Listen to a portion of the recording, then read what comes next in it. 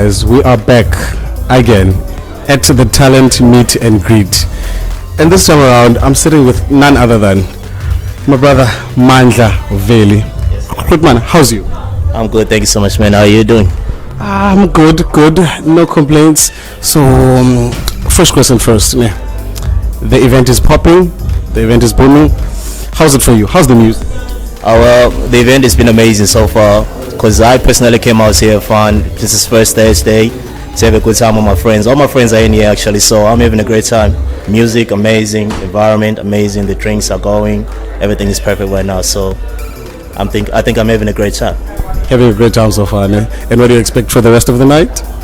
For the rest of the night, yeah, we got some other things going on, like in terms of shows, because I'm an artist. So we are actually supposed to go and perform at other events, but as of this event, we're done with the performance already. I performed with my friend Exy, and the other artist was Ozzy. He was just here now. He was doing an interview before me. So all those guys are also like my friends, and we go to places together and perform together.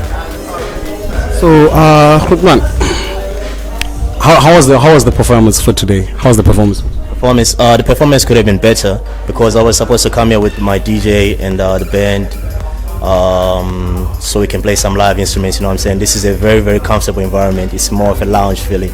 So I feel like it could have been way better if I could bring everybody, but because of the Texas strike, everybody could not come and join us today. So, but otherwise, at the end of the day, everyone is talking about the Texas strike today. That seems to be the main headline for today. What's your take on it, Rutman? Well, I don't have all the facts and all the details on what's going on exactly, but I can assure you that it does affect the business. For me as an artist, because I'm supposed to go to different events today, but I can't go to those events because some people are supposed to come through cannot come, which means that everything has to be postponed or slowed down. But when it comes to the Texas strike, the details and everything, I don't have enough information, so I can't really speak on it as much as I can. No, man, I respect that. But yeah, man, I think I speak for all of us when I say it kind of sort of inconveniences us in a way. You know? But it is what it is, Krutman. We're here now. We're here now. So, Krutman, could you tell me about you're a music producer, right? Let's hear more about that. Alright, cool. So music production, right? Music production for me is like crazy because I went to college looking for something else, and then I left with music production. I went to college to study political science. I did graduate, you know what I'm saying, because I had to do it for the family. My mom pushed me to do that. I did that. But then when I was in college, somebody taught me how to use software. It's FL Studio. If you guys like go look at FL Studio, it's like basic and direct. So somebody told me how to use FL Studio, started producing music. I did house music, I did gom, I did like Afro pop, and then I ended up landing on hip hop mostly because most of my friends were making hip hop. So we ended up developing the hip hop sound bigger and better. So as a producer, I'm more of like focused on hip hop, but I can do different other things. Yeah. So I wanna take you to what you first said in the beginning, that you went to college to study something else. So when that switch happened, you were like, okay, no man, I like music production, I want to go into music production. How was the vibe at home in terms of the parents when you were telling them that you wanted to pursue this? Honestly, the energy is first of all, my mom and my dad, they're super supportive human beings, so they always allow me to pursue whatever I want to pursue. Even when I was studying in college, I actually had to pick for myself because they said you have to decide what you want to do with your life.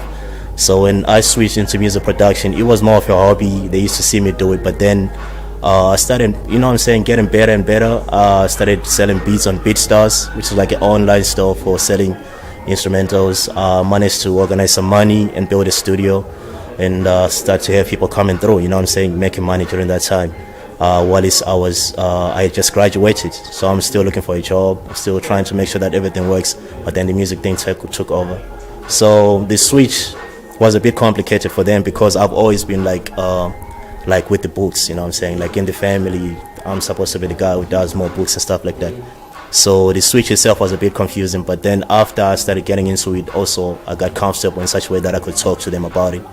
So for now, it's something that they understand that I am doing. So it's amazing, it's beautiful, and it's fire because for me, I can incorporate everything that I learned. So like I said, I was studying political science. So for me to bring all those lessons, like in terms of philosophy, public administration, sociology, and all that, I feel like all those things end up connecting together at the end of the day. So everything came together nicely for me. So for them, it was a tough switch, but then for all of us now, it's something that we understand. Nah, man. I really, I don't know if I can say fuck with that. I really fuck with that, man, because having supportive parents like that is really a blessing, man. It's really a blessing because most, I'm even gonna go as far as to say 70%, né, of us, our parents are really not that understanding. So it's a blessing to have parents that actually push you to be the best you. Do you get what I mean? Not throw you in a certain direction where they want you to go. So that's really something to be blessed of, man. Ne? Okay, so Rudman, ne? Let's go into the business. Ne? When you say business, what does that mean for you? What's business for you? So business for me, from my understanding, because like I said, I'm incorporating everything that I learned in college. Now I'm trying to transfer it into the corporate world. Business for me is basically an exchange of services for any, like I would say, for monetary value, based on the fact that we live in a capitalistic system right now. Therefore, money coming in is business. You know what I'm saying? Us investing money into things that bring more money, that's business for me. So if I say I take 100 rands and buy something that can make me 500 rands, that's business. You know, that's a win, right? That's business. So for me, it's more of like exchanging services. For instance, with the businesses that I'm venturing into, it's like basically services, and then we give you the services, and then we exchange that and with the money that comes in, and then from there we build a network to make sure that our clients or our customers or anybody who gets to get the services can get to come back to us and do more business with us. So I would say money in, money out, business. So as a young businessman like you are, né? What do you have to say to other? I feel like this is a cliche question, but I'm gonna go ahead and ask it anyway. So, what do you have to say to young aspiring business talents out there that are trying their best not to quit, because it's sort of a difficult industry, né? It requires a lot of determination and consistency. What do you have to say to them? I like the fact that you mentioned determination and consistency, because those are the key factors for you to do any type of business. First of all, the business world is very evil, it's cruel. So you might come in with a genuine intention to give people what you think you can give them, but then at the end of the day, you have also to get to a point of adjusting into the environment. You know what I'm saying? It's dog eat dog, so it's not easy. It's not like you can just get into it because you know something. So a lot of people get confused because you have a passion. Now you want to turn that passion into money. So now that transition there is also difficult, because you can be a very passionate and talented person, but then if you don't have the characteristics that develop you as a person, like we're saying, determination, consistency, timekeeping, just being hardworking above everything, you know what I'm saying? Those are the key things that you have to develop in that sense. So if I was to give anybody advice, I would say pray to God. Yeah, you have to pray a lot. You have to pray a lot, because there's a lot of people going to take advantage of you. You know what I'm saying? Just because you're passionate. You know what I'm saying? You're passionate, you're pushing the passion, but then somebody on the other end sees this person is passionate and talented. So how do I eat off that? You know what I'm saying? Other people don't have business ideas. They're just waiting for other people to be innovative and creative. Then they can take advantage of that. And that's the cruel. Sorry to cut you there. Ne? And that's the cruel. I just felt to intervene on that one. Ne? And that's the world we're living in, man. It's not really rainbows and butterflies like that. It's and I'm glad that you can openly say it, so that people who think it's butterflies and rainbows can actually wake up to that reality. Ne? That's just how it is, man. So it all is, at the end of the day, it all comes with experience, I guess. So you have to do as much as you can to get outside, link up with people, go to these corporate meetings, go to these social events, go to these meets and greets, and just, you know what I'm saying, meet with people. So over the years, you're going to develop those characteristics, you know what I'm saying. So start talk to people, get in there, get played, get used, get manipulated, get exploited, learn something from the situation, and then from there, you know what I'm saying, you can eventually get to a point of saying, I'm good enough to do this on my own, and I know who I can source out services from. If I want somebody to take pictures from me, I can call this guy and pay him. If I want a video from this guy, I can call him and pay him as an artist, right? So as time goes by, you're going to develop those characteristics if you don't have them eventually. No, and I keep taking bits and pieces from what you say, no? So events like the meet and greet, how do you feel? Do you feel like they actually important when it comes to networking, meeting like-minded people that you can actually I don't want to say use, but use hand in hand to grow? Yeah, meet and greets are crucial. Meet and greets are crucial, especially nowadays where everybody is more focused on online marketing of some sort. You know what I'm saying? Online marketing can reach to a certain point, but then actually meeting the person and talking to them, like I'm here with Saint and I'm talking to him about these business ideas, and we are here in this room and we're sharing these beautiful ideas. I feel like if you meet people personally and you talk to them, you can actually get to a point where you actually recording these ideas and they become part of your being. Therefore, you have to get into these meet and greets, meet people. For instance, here I know there's a lot of different people. There's people from radios, there's people who do visuals, there's people who do photography, there's people who do fashion, I do music, there's people who have a spa, there's people who have this and that. So from all those people you can learn a lot from them. So you definitely have to go outside and do these meet and greets. Different mentalities, just to understand how other people think and move. Okay, so you're also into recording, né? How does that work? So the recording thing is basically an extension of me as an artist, because I got to a point of understanding, like, a lot of people ask me, where did you record this? Well, who did this, who did that? And I always told them, I did it myself.